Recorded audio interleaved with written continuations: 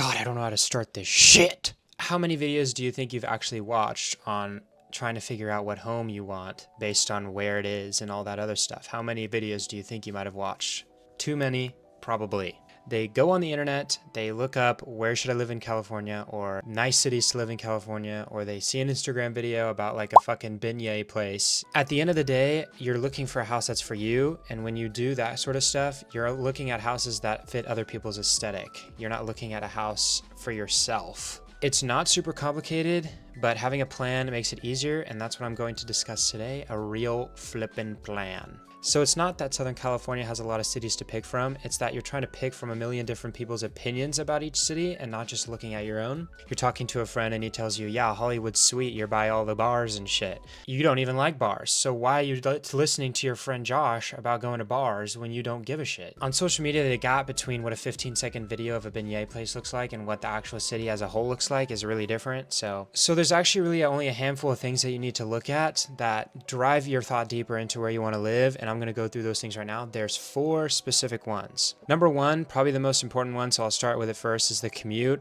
Obviously, you want to figure out how much of a commute you can take. If you're not from Southern California, the commute is ass. I feel like a lot of people understand that already, but if you're not from here, commute is really important because it will drive you crazy. Nobody wants to sit in traffic every single day. There is a vibe where you're just pissed at everything and you're gonna crash out and then crash into somebody. I've gotten this close to doing that several times. Also, drivers here, horrible. So keep that in mind too. You might be able to go against the traffic in your commute.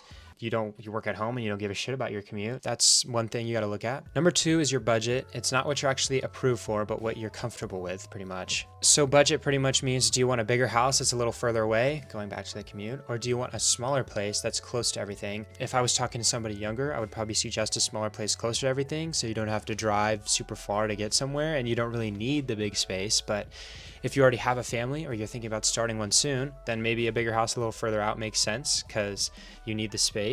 There's better schools. Number 3 is vibe. Vibe's important. Not as important as commute, but vibe's important because I like a vibe. So do you want something that's busy like Hollywood? I mean, Hollywood's not super, it depends on where in Hollywood. Do you want somewhere super busy, or do you want somewhere that's nice, quiet neighborhood, going to Costco on a Saturday morning kind of vibe, go watch the kids' soccer game on Sunday? Number 4 is life stage. I touched a little bit about it when I talked about space, but what is the vibe of your life? Does that make sense? What do you think you need? What do you think your lifestyle is going to be? Are you going to be the single guy or girl that's just living by herself, live close to their friends or live close to their work? That's a vibe you need to consider. Are you recently married or engaged and you want to start a family soon?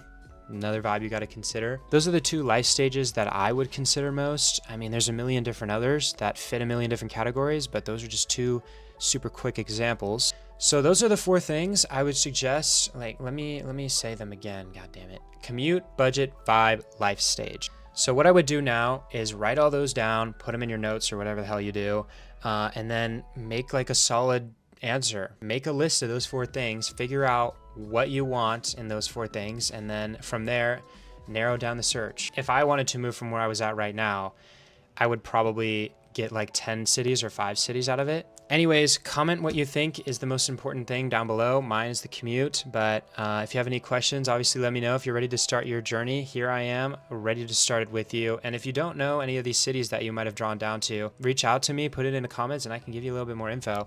Love to talk to any of you guys about your buying journey. Make it a lot of fun. Yeah.